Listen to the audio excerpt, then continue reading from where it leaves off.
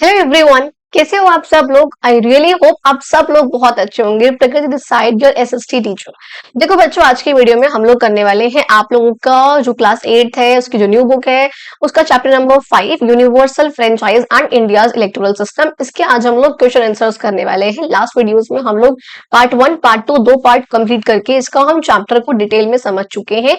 इसके बाद जो नेक्स्ट वीडियो आएगी वो आपके चैप्टर नंबर 7 के पार्ट 2 की आएगी। बिकॉज आप में से बहुत से बच्चों के एग्जाम थे 11 सितंबर को, आप लोगों का एग्जाम हो यानी कि कल हुआ है। एंड बहुत से बच्चों के डीएम आए, बहुत से बच्चों के कमेंट्स आए कि मैम एग्जाम बहुत अच्छा गया। जब ऐसा कोई कमेंट आता है तो मुझे बहुत ज्यादा अच्छा लगता है बाय हार्ट कि हाँ ठीक है, थोड़ा बहुत बच्चों को हेल्प मिली है, मेरी वजह से कुछ उनका हो पाया। ठीक है, तो आज हम करेंगे इसके क्वेश्चन आंसर्स। अगर आप लोगों ने प्रीवियस वाली वीडियोस जहां पे चैप्टर को हमने समझा हुआ है, अगर आप लोगों ने वाली वीडियोस ना देखी हो, एक बार जाके पहले उन वाली वीडियो को चेकआउट कर लो, बिकॉज बिना उसके आपको चैप्टर समझ में नहीं आएगा। ठीक है, तो चलो अब बिना किसी देरी के अपने इस वीडियो की शुरुआत करते हैं। देखो, सबसे पहले बात करूं, अगर मैं बिग क्वेश्चंस की बात करें, फर्स्ट क्वेश्चन इसमें हमने देखना है यहाँ पर what is universal adult franchise, कि आखिर यूनिवर्सल अडल्ट फ्रेंचाइज क्या होता है। तो हमने उस टाइम पे जिक्र किया था, हम लोगों ने पढ़ा था, यूनिवर्सल का मतलब होता है हर एक इंसान, अडल्ट का मतलब होता है जब एक सर्टेन एज उसने अचीव अटेन कर ली है, 18 का या 21 का जैसे भी। और फ्रेंचाइज का मतलब होता है वोट करने का अधिकार होना, यानी कि जब हर एक अडल्ट इंसान के पास बिना किसी भेदभाव के कि वो काला है, वो गोरा है, वो रिच है, वो पुअर है, वो एडुकेटेड है, वो अनएडुकेटेड है, उसके पास ज्यादा पैसा है, इन सब चीजों के बेसिस पे अगर इनसे कोई भेदभाव ना करा जाए और सबके पास वोट करने का अधिकार हो, तो उसे हम बोलते हैं यूनिवर्सल अडल्ट फ्रेंचाइज। तो मैंने यहाँ पे यही लिखा है कि जब सारे ही अडल्ट सिटीजन के पास किसी भी कंट्री के जब वोट करने का अधिकार हो, बिना किसी डिस्क्रिमिनेशन के, बिना किसी डिस्क्रिमिनेशन के, चाहे वो कास्ट के बेसिस पर हो रहा हो, क्लास के बेसिस पे, रिलीजन के बेसिस पे, जेंडर के बेसिस पे, एजुकेशन के बेसिस पे, और या पैसों के बेसिस पे, वेल्थ के बेसिस पे, इसे हम बोलते हैं आपका यूनिवर्सल अडल्ट फ्रेंचाइज। पता है ये चीज हमने चैप्टर में बहुत बार डिस्कस किया था इसको। सेकंड क्वेश्चन देखो, कहते हैं what is an electoral system, आखिर एक इलेक्टोरल सिस्टम क्या होता है। अच्छा पहले एक बात बताओ मुझे, जो में हमने एक वर्ड पढ़ा था वोटर्स लिस्ट, आपकी बुक में था क्या वो, इसमें था इलेक्टोरल के, हाँ इलेक्टोरल, ओके इलेक्टोरल, जब इलेक्टोरल सिस्टम के बारे में आ रहा है तो ऑब्वियसली था। अच्छा, आपका होता है एक इलेक्टोरल लिस्ट। इलेक्टोरल लिस्ट क्या होती है, बेसिकली हर एक इंसान जो यहाँ पर वोटर होता है उनकी यहाँ पर प्रॉपर एक लिस्ट बनी होती है जिसे हम बोलते हैं इलेक्टोरल लिस्ट। अगर मैं इस इलेक्टोरल सिस्टम की बात करूं तो सिस्टम का मतलब क्या होता है, यहाँ पे सिस्टम क्या है, तो बेसिकली पूरा का पूरा यहाँ पे सिस्टम जो इलेक्शन का सिस्टम होता है, कौन से रूल्स, कौन से प्रोसीजर्स, क्या चीजें फॉलो होंगी, किस तरह से वोट्स काउंट होंगे, किस तरह से वोटिंग होगी, हर वो चीज किसके अंदर आती है, it's part of electoral system. तो मैंने वही बोला है यहाँ पे, इलेक्टोरल सिस्टम बेसिकली वो मेथड है, वो प्रोसेस है जिससे जो लोग हैं वो अपने रिप्रेजेंटेटिव्स को इलेक्ट करते हैं वोटिंग के थ्रू। अब कौन सा भाई पेपर इस्तेमाल कर रहे हो या ईवीएम का इस्तेमाल हो रहा है, कहाँ जाके वोट हो रहा है, कितनी कॉन्स्टिट्यूएंसीज में बट रहा है, हर एक चीज यहाँ पर पार्ट है आपके इलेक्टोरल सिस्टम की। अच्छा, नाउ व्हाट इज रिप्रेजेंटेटिव, अगर मैं बोलूं हु इज अ रिप्रेजेंटेटिव, तो basically representative is a person whom you are representing on your behalf, कि जिसको आप अपने बिहाफ पर रिप्रेजेंट कर रहे हो to make laws for us, भाई जो हम लोगों के लिए, हमारी कॉन्स्टिट्यूएंसी के लिए, हमारे एरिया के लिए जो लॉज बना सके, चाहे वो पार्लियामेंट में बैठकर और चाहे वो आपका लेजिस्लेटिव असेंबली में बैठकर। अच्छा, हमने बहुत डिटेल में आप लोगों को ये सब चीज समझाई थी, प्रॉपर आप लोगों के लिए नोट्स बनाकर इलेक्शन सिस्टम के, आपको तब मैंने इलेक्शन सिस्टम समझाया था। एंड वो बहुत सारे बच्चों के बहुत अच्छे कमेंट्स है कि वो बहुत अच्छे से हमको समझ में भी आ गया। ठीक है, अच्छा कहते हैं सारे जो भी इसके अंदर रूल्स है, प्रोसीजर जो फॉलो होने चाहिए, जो इंस्टीट्यूशंस यहाँ पर होते हैं आपके, चाहे इलेक्शन कमीशन है, यहाँ पे जो भी इंस्टीट्यूशंस यहाँ पे लगते हैं जो डिसाइड करते हैं कि भाई किस तरह से वोटिंग करी जाएगी, किस तरह से वोटिंग को काउंट करा जाएगा और किस तरीके से विनर्स को डिक्लेयर करा जाएगा इलेक्शन में, कौन विनर होगा, ये डिसाइड कैसे होगा, हर एक चीज जो है किसका पार्ट है आपका इलेक्टोरल सिस्टम का। तो बेसिकली जो यहाँ पे इलेक्शन हो रहा है उसका जो प्रॉपर सिस्टम है, रूल्स का, प्रोसीजर्स का, वोटिंग का, काउंटिंग का, इंस्टीट्यूट्स का, हर एक चीज यहाँ पर इंस्टीट्यूशंस का, हर वो चीज यहाँ मिलाकर फॉर्म करती है आपका इलेक्टोरल का सिस्टम। अच्छा, अब देखो थर्ड क्वेश्चन की बात करूं, so it is how does India का इलेक्टोरल सिस्टम आखिर किस तरीके से वर्क करता है, इंडिया में यहाँ पर क्या चलता है, इंडिया में कौन सा रूल्स, कौन से प्रोसीजर्स, कौन से कॉन्स्टिट्यूएंसीज, कहाँ पे वोटिंग, किस तरह से वोटिंग काउंट होना, हर वो चीज इंडिया में किस तरह से हो रही है, जरा हम उसकी बात कर लेते हैं। अब हमको ये पता है कि भैया India has a system of universal adult franchise, कि भैया इंडिया जो है वो फॉलो करता है यूनिवर्सल अडल्ट फ्रेंचाइज का सिस्टम, जहां पे हर एक सिटीजन जब वो 18 साल का हो गया या इससे ऊपर का हो गया तो उसके पास वोट करने का अधिकार है। ये हमको पता है पहली चीज।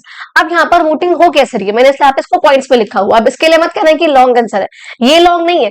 लॉन्ग यहाँ पर मैं उस मतलब मैं बेसिकली उसके लिए आप लोगों को बोलती हूँ। फॉर सपोज मैंने आपको जैसा क्वेश्चन नंबर 5 आएगा आगे, देखो मैंने से 5 पॉइंट लिखवा रखे। अब बच्चे बोलते हैं, कुछ बोलेंगे बहुत शॉर्ट है मैम, कुछ बोलेंगे बहुत लॉन्ग है मैम। पहली बात तो देखो ये शॉर्ट नहीं है किसी भी एंगल से। अगर आपको लग रहा है कि ये लॉन्ग है तो बच्चों मैं पहले भी बोला है, आके डायरेक्टली कमेंट मत करा करो। ये मत देखो कि एक बार पहले वीडियो खोल के देख तो लो। अगर आप सीधे यहाँ पर वीडियो में देखोगे और टेलीग्राम ग्रुप पे पीडीएफ मिल जाएगा, वहां जाकर डाउनलोड कर लोगे, और फिर आगे कमेंट करोगे वीडियो में कि मैम बहुत लंबा था, बहुत ज्यादा लंबा आपके वो थे आंसर्स थे। ऐसे नहीं होता ना, एक बार जरा वीडियो देखो। मैं वीडियो में बार बार हर वीडियो में हर क्वेश्चन पे बार बार क्लियरली कहती हूँ कि आप ये हर बच्चों के अकॉर्डिंग है। आपको लग रहा है कि मेरे लिए स्टार्टिंग के 2 पॉइंट मुझे इजी लग रहे हैं, आपने वो याद कर लिए। किसी और को नीचे के 2 पॉइंट इजी लग रहे हैं, उस इंसान ने वो याद कर लिए बच्चों ने। तो मुझे तो यहाँ पे सबके बेसिस पर बनाने होते हैं ना आंसर्स। तो आप अपना पर्सपेक्टिव मत लेकर चलो, बस आपको यहाँ पर जो भी इजी लगे आप उसको लिख लो, आप उसको याद कर लो, बहुत सिंपल सी भाषा में। तो थोड़ा सा जरा ये भी एक बार देख लिया करो। अब यहाँ पर ये जो लिखवा रखा है देखो सब बिल्कुल नॉर्मल साइज के, इसलिए मैंने लिखवाया है यहाँ पर। ये लॉन्ग नहीं है, इसको ये मत कहना कि इसको शॉर्ट कराओ, नहीं ये शॉर्ट नहीं होगा, ये प्रॉपर आंसर है। पूरा सिस्टम में 3 नंबर का क्वेश्चन आएगा यहाँ से अगर ये आया तो, ठीक है। तो आपको ये चीजें पता होनी चाहिए। अच्छा, अब यहाँ पर देखो किस तरह से हो रहा, हम कहते हैं यहाँ पर the country is divided into different constituencies. हमको पता है जो कंट्री है, जब भी यहाँ पे इलेक्शंस होने होते हैं हर एक कंट्री में जो कंट्री हमारी बहुत सारी कॉन्स्टिट्यूएंसीज में यानी कि बहुत सारे एरियाज में डिवाइड होती है। अगर पार्लियामेंट्री इलेक्शंस होने हैं जो आपके लोकसभा के होते हैं तो उसमें 543 में डिवाइड होगी, और अगर लेजिस्लेटिव असेंबली के होने हर एक स्टेट में तो हर एक स्टेट यहाँ पर कुछ 70, कुछ 100, कुछ 150, कुछ 400 इस प्रकार की छोटी छोटी असेंबली कॉन्स्टिट्यूएंसी में डिवाइड होंगी, और इसे हम बोलते हैं आपकी पार्लियामेंट्री कॉन्स्टिट्यूएंसी जो 543 होती है। और ये सब चीजें आप लोग ऑलरेडी आप लोगों को समझा चुकी हूं कि पार्लियामेंट्री कॉन्स्टिट्यूएंसी जो आपकी बड़ी होती है, एक पार्लियामेंट्री कॉन्स्टिट्यूएंसी में बहुत सारी छोटी छोटी असेंबली कॉन्स्टिट्यूएंसी होती है, क्योंकि पार्लियामेंट एक बड़ा है, पूरे इंडिया का एक ही होता है, इसलिए एक बहुत बड़े एरिया से यहाँ से एक इंसान जाता है, क्योंकि हर एक स्टेट को रिप्रेजेंट करता है वो। लेकिन जो आपकी असेंबली होती है वो हर एक स्टेट की यहाँ पे अलग अलग होती है, तो हर एक स्टेट में असेंबली में बहुत सारे लोग बैठने होते हैं, इसलिए एक पार्लियामेंट्री कॉन्स्टिट्यूएंसी में काफी छोटी छोटी सी आपकी असेंबली कॉन्स्टिट्यूएंसी होती है। यहाँ मैंने एग्जांपल भी दिया, दिल्ली का आपका फर्स्ट सपोज दिल्ली है, इसमें मात्र 7 यानी कि 7 यहाँ पे जो है क्या है पार्लियामेंट्री कॉन्स्टिट्यूएंसी है। कितनी? 7, यानी कि दिल्ली में से 7 एमपी है जो कि जाके लोकसभा में बैठते हैं, ठीक है। लेकिन इसी दिल्ली में यही जो 7 छोटी छोटी कॉन्स्टिट्यूएंसीज हैं, जब मैं इसी दिल्ली की बात करूं तो अगर आपके लेजिस्लेटिव असेंबली के इलेक्शंस होने तो मैंने कहा था कि 70 छोटी छोटी कॉन्स्टिट्यूएंसीज में, जैसे हम बोलते हैं असेंबली कॉन्स्टिट्यूएंसी, उसमें जो आपका इंडिया डिवाइड होता है। ये बात समझ में आ गई ना? चलो, सॉरी दिल्ली डिवाइड होता है, ठीक है। अच्छा, अब मैंने यहाँ पर बोला कि और हर एक कॉन्स्टिट्यूएंसी से एक पर्सन जो है, एक कैंडिडेट जो है अपना खड़ा होता है हर एक पार्टी का, और वही जिसको ज्यादा वोट मिले होंगे। फॉर सपोज दिल्ली में से अगर मैं बोलूं कि बीजेपी ने अपना एक कैंडिडेट जो है खड़ा करा, एक कैंडिडेट अपना आपने खड़ा करा, बीजेपी वाले को मिले 10,000 वोट्स, आपको मिले 9,000 वोट्स, एक वोट 1000 वोट कम रहेगा, यहाँ पे सबसे ज्यादा वोट किसको मिले? 10,000, किसको मिले? बीजेपी को। तो बीजेपी का जो कैंडिडेट है वो जीत जाएगा। तो वो जो कॉन्स्टिट्यूएंसी से किसका कैंडिडेट बनकर निकलेगा? बीजेपी का बनकर निकलेगा। ये बात बहुत सिंपल से क्लियर है। चलो, कहते हैं इलेक्शंस के दौरान पॉलिटिकल पार्टीज जो होती है या जो इंडिपेंडेंट अलग अलग जो किसी पार्टी का कैंडिडेट नहीं होता, वो सब जो है कंटेस्ट करते हैं इलेक्शंस को, और जो वोटर्स होते हैं अपने वोट्स को कास्ट करके आते हैं थ्रू इलेक्ट्रॉनिक वोटिंग मशीन्स के थ्रू, और जिस भी कैंडिडेट को हाईएस्ट नंबर ऑफ वोट्स मिलते हैं उसको जो है विनर मान लिया जाता है, चाहे उसको 50% मिले या ना मिले डजंट मैटर, लेकिन जिसको भी हाईएस्ट मिलते हैं वो पर्सन जो है वो जीत जाता है। इलेक्शंस के बाद जो यहाँ पर पार्टी होती है जिसको मेजोरिटी ऑफ सीट्स मिलती है, वही जो है पार्टी गवर्नमेंट फॉर्म कर लेती है। ये सब चीजें हम लोग डिटेल में चैप्टर में समझ चुके हैं, इसलिए बार बार बोल रही हूँ, चैप्टर अगर नहीं करा है तो पहले जरा वो समझ कर आओ, पहले वो करो, ठीक है जी। अच्छा, अब देखो जो चैप्टर के बीच के थे हम ऑलरेडी कर चुके थे, ऐसा उसके अंदर कुछ भी नहीं था, ये हम ऑलरेडी सब कुछ देख चुके हैं। चीजें मेजरली जो आपको पता होना चाहिए चैप्टर में हमने सब कुछ समझा है ऑलरेडी। अच्छा, अब देख अगर कुछ रह गया हो तो मुझे एक बार जरा कमेंट बॉक्स में बता देना, या कई बार बच्चे अब तो खैर डीएम भी करके मुझे मैसेज करके भी पूछ लेते हैं कि मैम ये वाला आंसर बता दो। जैसे बच्चों का आता है मैम वो वाली सल्तनत बता दो, ये बता दो, तो मुझे आप लोग करा करो मैसेज, मेरे को बहुत अच्छा लगता है। एंड वन मोर थिंग जो कि मैं यहाँ पे शुरू करने से पहले जरा आप लोगों को बोलना चाहूंगी कि बहुत से ऐसे बच्चे हैं जो मुझे आजकल बहुत कमेंट कर रहे हैं कि मैम हमें लगा था आपका चैनल ओपन करके कि आपके तो लाख में सब्सक्राइबर्स होंगे, हमें लगा था जिस तरह आप पढ़ा रहे थे, लेकिन जब देखा तो 4K सब्सक्राइबर्स हैं सिर्फ। तो हमने फिर अपने बहुत सारे फ्रेंड्स को शेयर करा, सबसे सब्सक्राइब कराया, सबने देखा आपकी वीडियोस को, बहुत अच्छा लगा। ऐसे बच्चों के लिए दिल से बहुत सारे वाला थैंक यू, क्योंकि आप लोगों की वजह से मुझे बहुत ज्यादा अपर लेवल का मोटिवेशन मिलता है। ठीक है, तो मुझे बहुत अच्छा लगता है कि हाँ ठीक है, मतलब अगर मैं वीडियोस बना रही हूँ, अगर आप लोगों के काम आ रही है, तो आप लोग थोड़ा सा मतलब मेरे को सपोर्ट भी कर रहे हो यहाँ पर। और पता है जैसे एक दिन में अगर बताऊं, एक दिन में मेरी वीडियोस पे अगर 3 से 4 हजार लोग वीडियोस को देख रहे हैं, तो उसमें से 10% लोग भी सब्सक्राइब करके नहीं जाते हैं। 3-4 हजार लोग अगर बच्चे एक दिन में सारी वीडियोस को मिला के जो बच्चे देख रहे हैं, तो एटलीस्ट 300 सब्सक्राइबर्स, चलो 100 सब्सक्राइबर्स कुछ तो आए एक दिन में, लेकिन नहीं, वो नहीं आते हैं। और यही रीजन है कि सब्सक्राइबर्स का जो काउंट है वो बहुत कम है, बिकॉज इतना सारा पढ़ाने के बाद, इतना कुछ करने के बाद, इतने notes, PY question, extra question सब कुछ करने के बाद सब्सक्राइबर्स जो है, बच्चे बहुत सी वीडियोस देखते हैं लेकिन वो सब्सक्राइब नहीं करते हैं। बच्चों, अगर आप लोगों को वीडियो अच्छी लगा करे, आपको लगा करे कि हाँ कि कुछ सीखा आपने इस वीडियो से, किसी काम आई है आपकी वो वीडियो, तो आप लोग प्लीज चैनल को सब्सक्राइब करके जाया करो, लाइक करा करो, कमेंट करा करो, अपने फ्रेंड्स में भी शेयर करा करो। अगर बाकी तीनों में से कुछ ना हो तो एटलीस्ट सब्सक्राइब तो करा करो, लाइक कर दिया करो, एक कॉमेंट कर दिया करो प्यारा सा, कि मुझे अच्छा लगता है बस। ठीक है, तो हो सके तो ये कुछ चीजें यहाँ पर कर दिया करो, ताकि मुझे और मोटिवेशन आए। मुझे मोटिवेशन जितनी ज्यादा आएगी, मैं उतना अच्छे से काम करूंगी, उतना अच्छे से वीडियोस लेकर आऊंगी और सब चीज करूंगी। ठीक है, तो चलो अब पढ़ लेते हैं थोड़ा सा। अब देखो, बात करूं अगर मैं आपके क्वेश्चंस एंड एक्टिविटीज की, तो फर्स्ट क्वेश्चन इसमें रहेगा, why is universal adult franchise important for a healthy democracy. आपसे कह रहे हैं आखिर यूनिवर्सल अडल्ट फ्रेंचाइज इतना ज्यादा जरूरी क्यों है। तो पहली बात देखो, मैंने बोला कि यूनिवर्सल अडल्ट फ्रेंचाइज यहाँ पर होता क्या, आप लोगों को पता है वो चीज ऑलरेडी। अच्छा, वो इंपॉर्टेंट इसलिए because it treats every citizen as equal, क्योंकि ये जो है हर एक सिटीजन को इक्वल ट्रीट करता है। इट गिव्स ऑल अडल्ट्स, यहाँ पे जो भी अडल्ट्स हैं आपके, चाहे रिच है, पुअर है, गरीब है, आपके पैसे वाले हैं, एडुकेटेड है, अनएडुकेटेड है, काले हैं, गोरे हैं, मेन है, वुमेन है, कुछ भी है, यहाँ पर सबको यहाँ पर वोट करने का अधिकार देता है, जिससे हमें ये होता है कि हाँ किसी के साथ भी किसी प्रकार का भेदभाव नहीं करा जा रहा है। और अगर हम ऐसा करते हैं कि सबको जो यूनिवर्सल अडल्ट फ्रेंचाइज अगर अपनी कंट्री में लागू कर रखा है, इससे क्या होता है, हर एक सिटीजन, चाहे वो कितने भी इनकम कमा रहा हो, चाहे वो मेन है, वुमेन है, कुछ भी है, हर एक सिटीजन को अधिकार मिलता है, वो अलाउ हो पाता है, उसको ये राइट मिल पाता है कि वो जो उनका ये प्रोसेस है अपने रिप्रेजेंटेटिव को चूज करने का, which is definitely a part of your democracy, वो इसमें पार्टिसिपेट कर पाता है, जिससे गवर्नमेंट एक अच्छे तरीके से, फेयर तरीके से, जस्ट तरीके से बन पाती है, जो कि डेमोक्रेसी के लिए बहुत अच्छा माना जाता है। बहुत सिंपल सी बात है, यहाँ पर बहुत सिंपल सी भाषा में यहाँ पर मैंने लिखा हुआ है। आप देखो सेकंड क्वेश्चन काफी अच्छा क्वेश्चन है, कहते हैं what is the meaning of secret ballot. हमने एक वर्ड पढ़ा था कि जब यहाँ पे प्रेसिडेंट के या फिर वाइस प्रेसिडेंट के इलेक्शन होते हैं, तो यहाँ पर सीक्रेट बैलेट सिस्टम होता है। Now what is secret ballot system, और आखिर ये जरूरी क्यों है। आप जब भी किसी को वोट कर रहे हो, चाहे आपने ये उसमें भी देखा था, जहां हमने एग्जांपल पढ़ा था वो सीआर वाला, कि क्लास के रिप्रेजेंटेटिव को चूज करना था, और वहां पर भी सीक्रेट बैलेट सिस्टम था, कि इसका मतलब क्या होता है कि आपने किसको वोट करा है वो बाकी किसी को नहीं पता आपके अलावा। अगर फॉर मेरे को पर्ची दी गई एक्स वाई जेड पे टिक लगाना है, मुझे किसको वोट करना है, मैंने वाई पे टिक लगाया कि मुझे वाई पे वोट करना है। ठीक है, अब ये मेरे किसी फ्रेंड को नहीं पता होगा, मेरी किसी को नहीं पता होगा कि हाँ जी मैंने किसको वोट करा है। दैट इज कॉल्ड बच्चा सीक्रेट बैलेट सिस्टम। किसी को पता ही नहीं है मैंने किसको वोट करा, और ये काफी अच्छा है, बिकॉज अगर फॉर सपोज मान लो मेरी ही 2 फ्रेंड्स खड़ी हैं, जहाँ पे मतलब मेरे भी क्लास का वो हो रहा है, रिप्रेजेंटेटिव का सिलेक्शन होना है, और मेरे ही 2-3 फ्रेंड्स मेरे ही खड़े हैं, सब मेरे फ्रेंड है, मैं किसको वोट करूंगी भाई।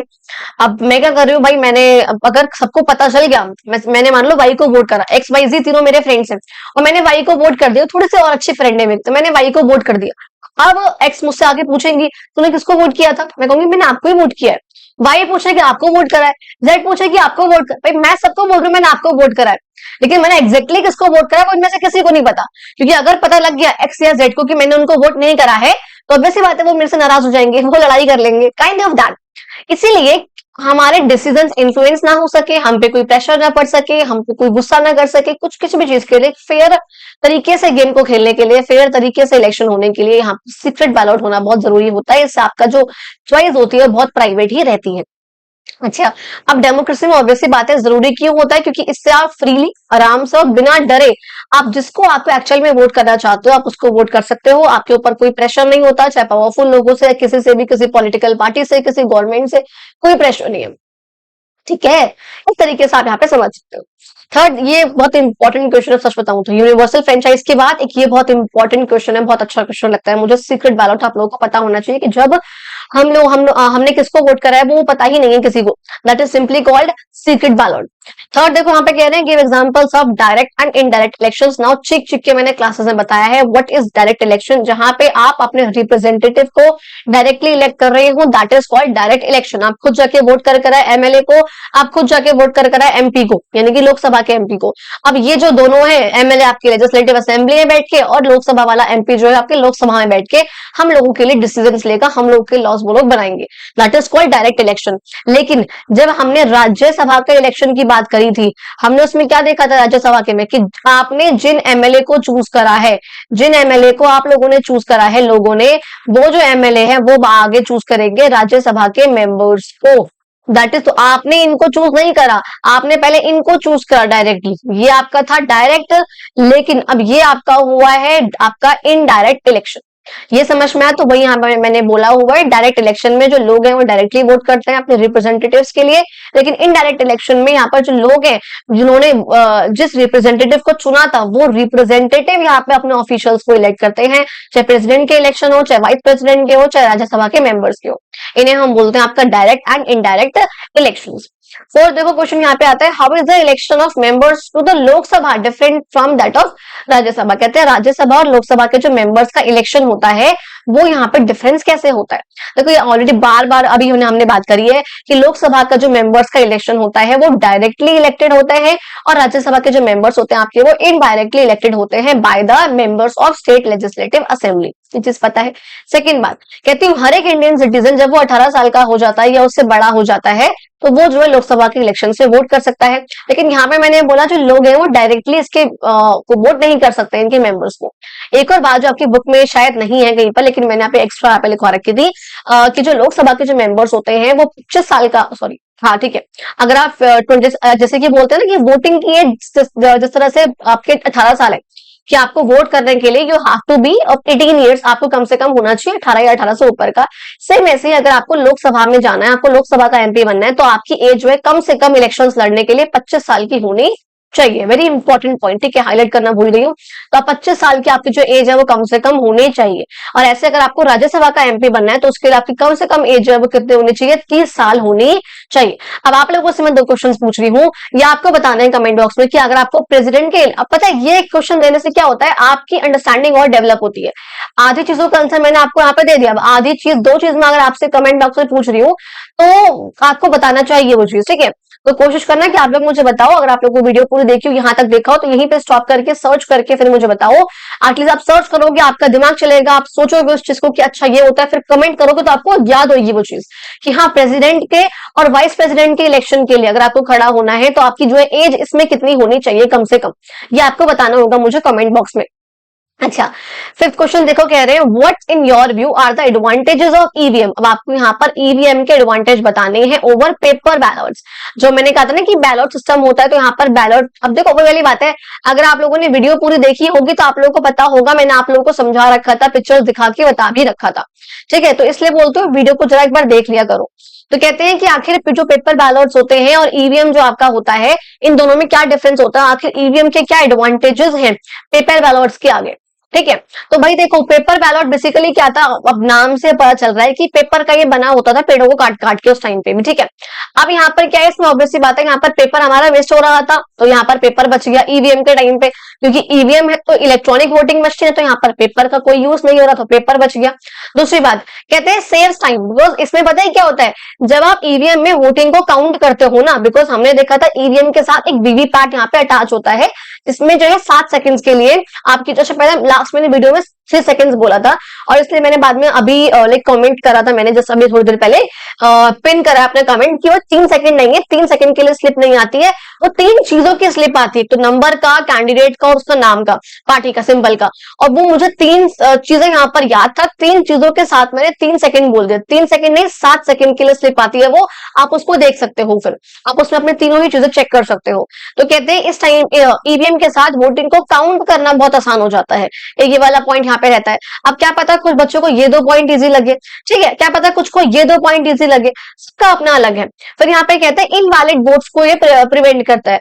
अब ये मैंने आप लोगों को समझाया था कि मैंने कैसे कहा था, बूथ कैप्चरिंग की मैंने यहाँ बात करी थी। मैंने उस टाइम पे कहा था अगर किसी एक गुंडे ने यहाँ पर बूथ को कैप्चर कर लिया है किसी पार्टी का, वो आकर सारे बैलेट पर उसने अपने अपने नाम के आगे टिक लगा दिया फटाफट से, लेकिन ईवीएम में वो ऐसा नहीं कर पाएगा, बिकॉज ईवीएम में कुछ टाइम तक जो है वोट होता है, फिर रुक जाता है। हर एक वोट होने के बाद यहाँ पर सिर्फ कुछ सेकंड्स का यहाँ पर ब्रेक चाहिए होता है, वो यहाँ पर होता है। अब वो चीज बैलेट में नहीं है, वो पट पट पट पट करता जाएगा, ठीक है। प्लस यहाँ पर ये भी होता है कि एक ईवीएम की लिमिट होती है कि इतने जो है वोट उसके अंदर हो सकते हैं, तो ये वाली कुछ चीजें यहाँ पर ईवीएम में काफी अच्छी होती है, तो वो यहाँ पर चीजें नहीं हो सकती है। तो इनवैलिड वोट्स को यहाँ पर ये प्रिवेंट करता है, बचाता है। इजी टू यूज, और वैसी बात है, आराम से यहाँ पर लोग आएंगे, उनको लिखने की जरूरत नहीं है, कुछ भी टिक करने की, आएंगे और जो दिखा अच्छा ये कैंडिडेट है, टक बटन दबा दिया, बात खत्म। कॉस्ट यहाँ पे रिड्यूस हो रही है, ऑब्वियसली बात है, जो यहाँ पर प्रिंटिंग वगैरह में यहाँ पर वो लग रही थी कॉस्ट वगैरह, उसका पैसा लग रहा था, जो भी चीजें यहाँ पर थी, तो पेपर तो यहाँ बच ही रहा है, लेकिन साथ साथ यहाँ पर कॉस्ट भी यहाँ पर काफी कम हो रही है। इसलिए यहाँ पर जो ईवीएम है वो इलेक्शन प्रोसेस को एक एफिशिएंट रूप देता है, एफिशिएंट बनाता है, एक अच्छे से करता है, और इको फ्रेंडली है, तो इन्वायरमेंट का नुकसान भी नहीं होता है। अच्छा ठीक है जी, अब देखो नेक्स्ट क्वेश्चन पे अगर मैं आऊं, तो that is yeah, voter turnout has been declining in some urban areas of India. Now what is voter turnout? Voter turnout का मतलब होता है कि जितने भी लोग यहाँ पर एलिजिबल हैं वोट करने के लिए, उतने में से कितने लोग यहाँ पर वोट कर रहे हैं।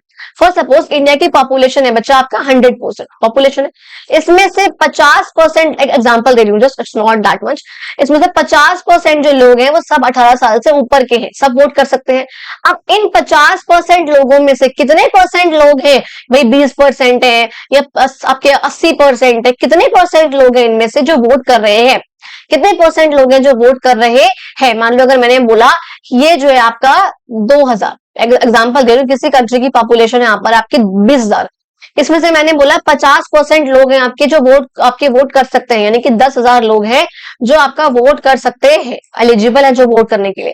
अब इसमें से कितने लोग वोट कर रहे हैं, 20% कर रहे हैं, यानी कि 2,000 लोग वोट कर रहे हैं, या आपके 8,000 लोग वोट कर रहे हैं 80%, या आपके 5,000 लोग वोट कर रहे हैं। तो वो कितने परसेंट जो लोग हैं एलिजिबल वोटर्स में से जो एक्चुअल में वोट कर रहे हैं, उसे हम बोलते हैं आपका वोटर टर्नआउट।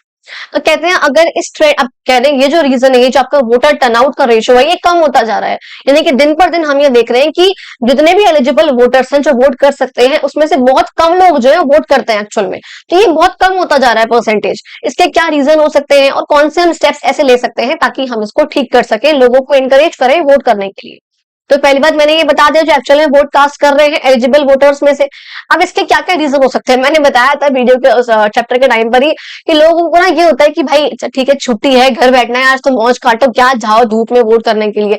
नहीं, तो ये चीज होती है लोगों को, तो बिजी होते हैं काम में और उनको वोटिंग डे को ना हॉलीडे समझते हैं वो लोग, तो कहीं घूमने निकल गए, अगर 2 दिन की छुट्टी पड़ गई तो आसपास, तो ऐसे मौज मारते हैं लोग बाग।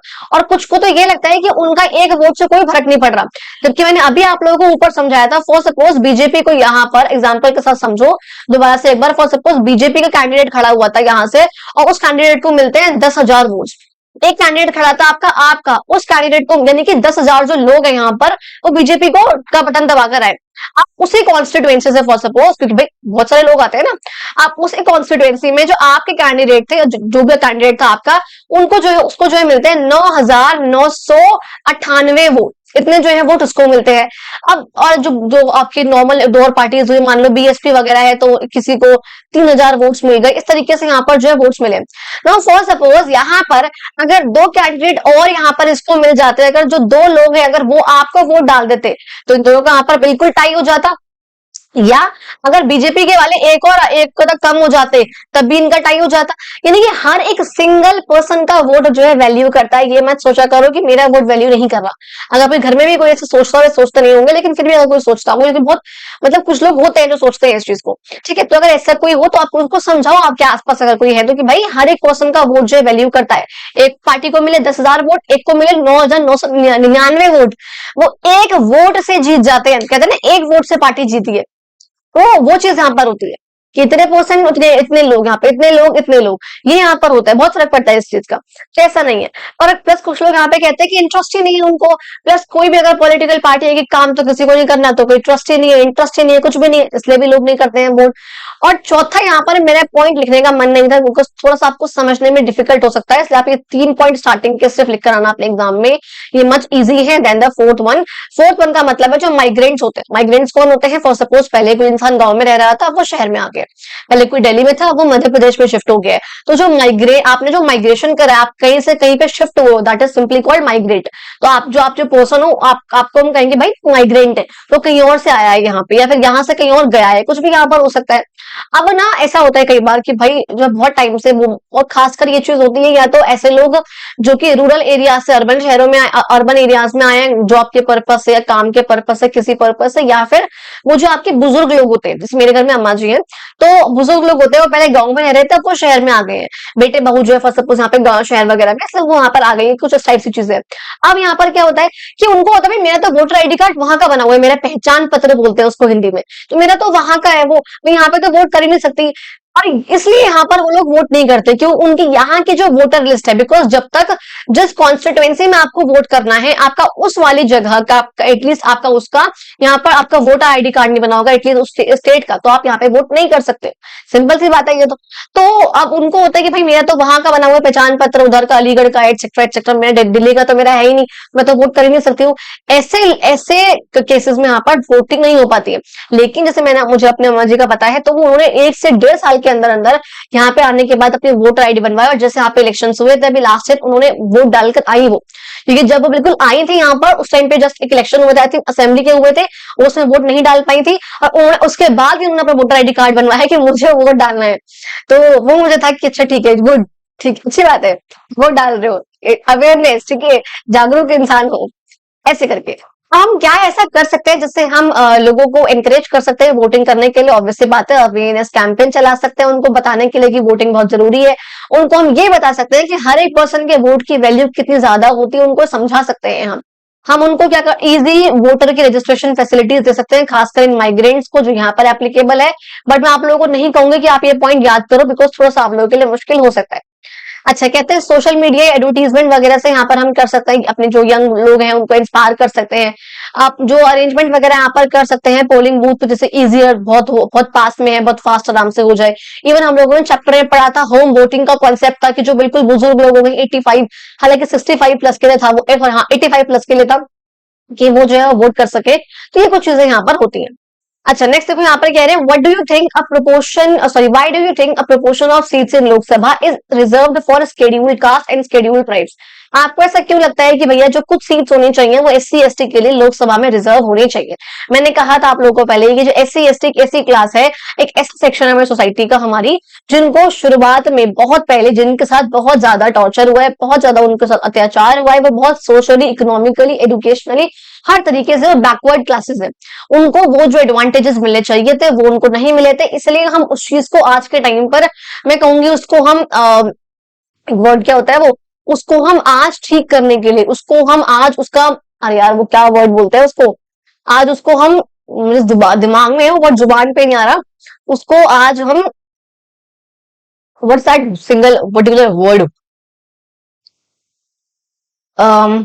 उसको आज हम वो करने के लिए, वो बोलते हैं ना उसको, एक हिंदी में ही मतलब एक वर्ड होता है, मुझे उस जुबान पे नहीं आ रहा मेरा, उसको आज हम ठीक करने के लिए, उस टाइम का प्रायश्चित काइंड ऑफ करने के लिए, कि जो हमने उस टाइम पे गलत चीजें करी उसका आज हम प्रायश्चित करने के लिए, उसका आज हम भरपाई करने के लिए ठीक है, उन लोगों को वो जो जो फैसिलिटीज होती हैं वो सब हम उनको प्रोवाइड करते हैं।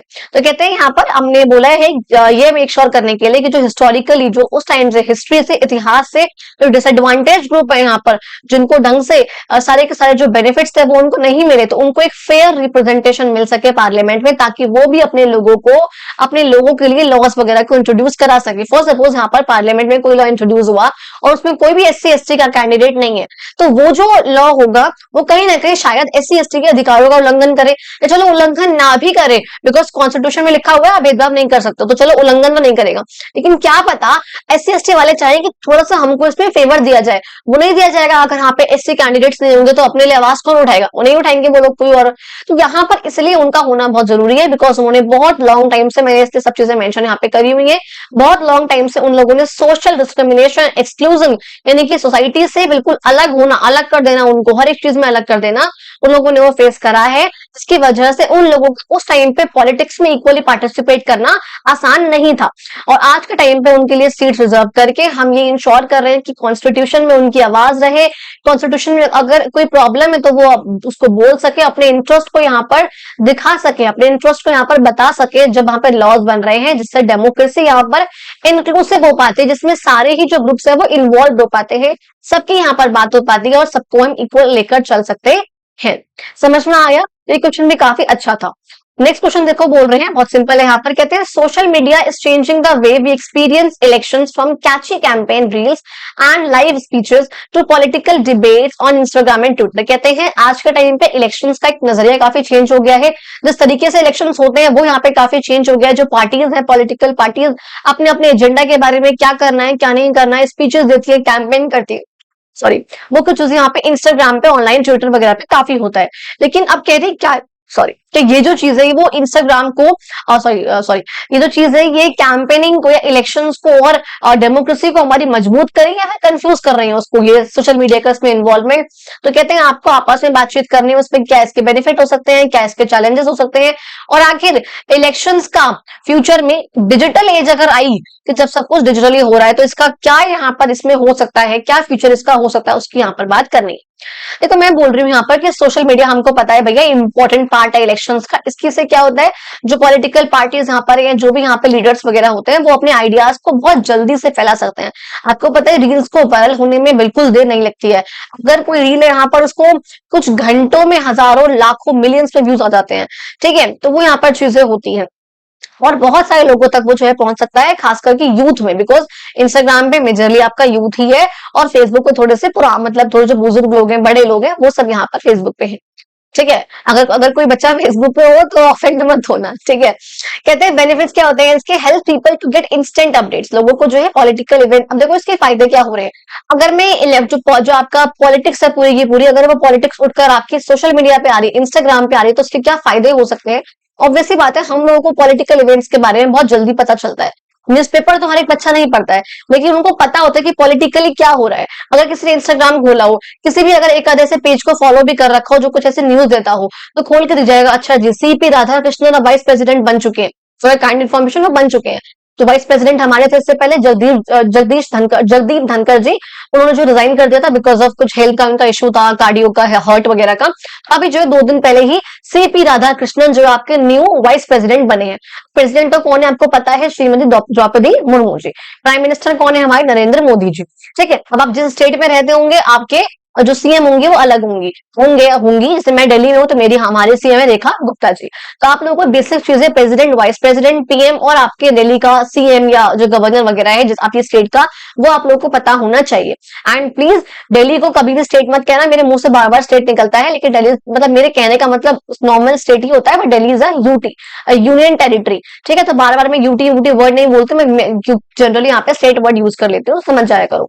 अच्छा, कहते हैं यूथ का जो पार्टिसिपेशन है वो पॉलिटिक्स में यहाँ पर बढ़ रहा है। ऑब्वियसली बात है, रील्स आई सामने, ओहो अच्छा रेखा गुप्ता के साथ ये हुआ, रेखा गुप्ता ने ये लॉन्च करा, मोदी जी ने यहाँ पर ये करा, हाईवे बनवाया जा रहा है, ये यहाँ पर न्यूज जो है आप लोगों को बहुत आराम से पहुंच जाती है। इससे आप दूसरी पार्टी से या दूसरे लीडर से कंपेयर कर पाते हो, भाई ये तो वो काम कर रहे हैं जो उन्होंने भी नहीं किया था, तो उन्होंने जो किया था वो ये काम नहीं कर रहे हैं।